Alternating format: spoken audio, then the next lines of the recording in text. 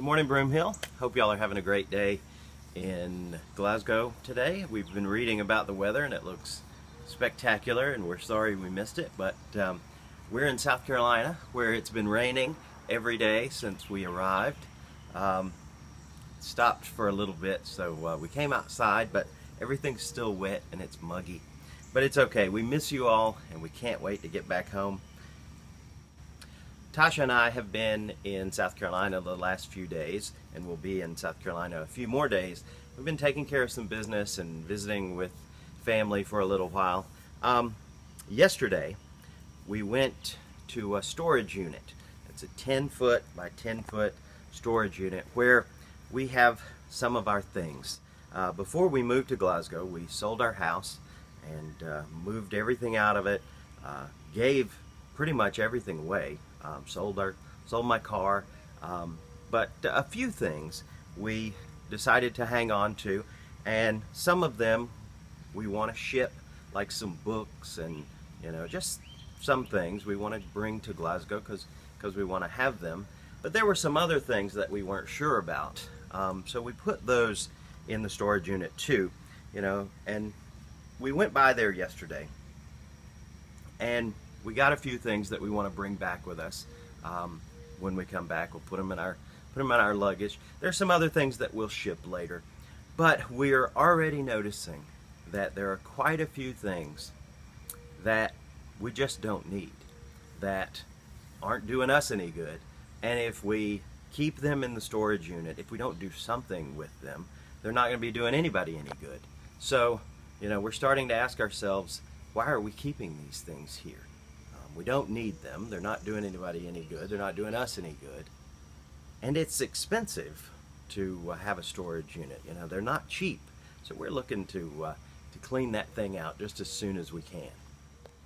This Thursday night at 7 p.m. in our Icebox Forum Bible study, we'll be looking at the 10th chapter of Mark. And there's a story there about a rich young ruler who comes to Jesus as he's traveling, and he asks Jesus, what do I need to do to inherit eternal life? And Jesus says, well, you know what the commandments are. And he says, oh, I've kept every commandment all my life. I'm perfect on that front.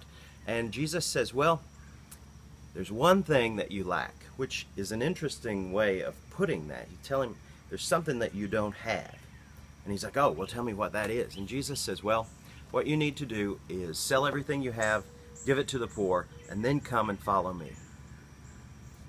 And we're told that the rich young ruler goes away sorrowful because he has great wealth. And the rich young ruler is not willing to part with what he has in order to follow Jesus. I was thinking about the rich young ruler yesterday as we were working in the storage unit. As I was looking at things that we don't need, that aren't doing anybody any good, just stored up, things that we need to get rid of, things that we need to let go of. And it occurred to me that letting go of things isn't always just about tangible things. We all have a mental and spiritual storage unit that we carry around with us. It's our hearts and minds.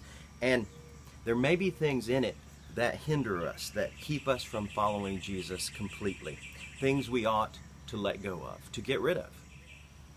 I'm talking about things like guilt, mistakes and sins that God has forgiven, but that we lay in bed at night and beat ourselves up over. Broken relationships, grudges against folks that we're called to forgive, poor self-images because of the opinions of others, something somebody said once that hurt our feelings, or maybe something someone important like a parent said over and over and over again about you that has formed your self-image.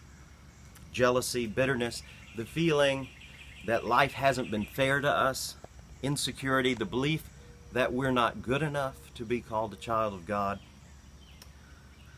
Why do we carry that stuff around with us in our mental and spiritual storage units? It's not doing anybody any good, and it may be keeping us from following Jesus fully. And what is it costing us to keep it? Storage units can be expensive. What does that stuff cost us when it keeps us from doing all we are called to do? This week, take a look at your mental and spiritual storage unit. Is there stuff there that you need to let go of, to get rid of? Let it go. It's not doing you or anyone else any good, and it's far too expensive to hang on to. Let it go. We miss you guys, and we can't wait to see you very soon. Just this week, we'll be home on Wednesday. Hope to see you Thursday night at 7 p.m. for Icebox Forum. We'll see you soon.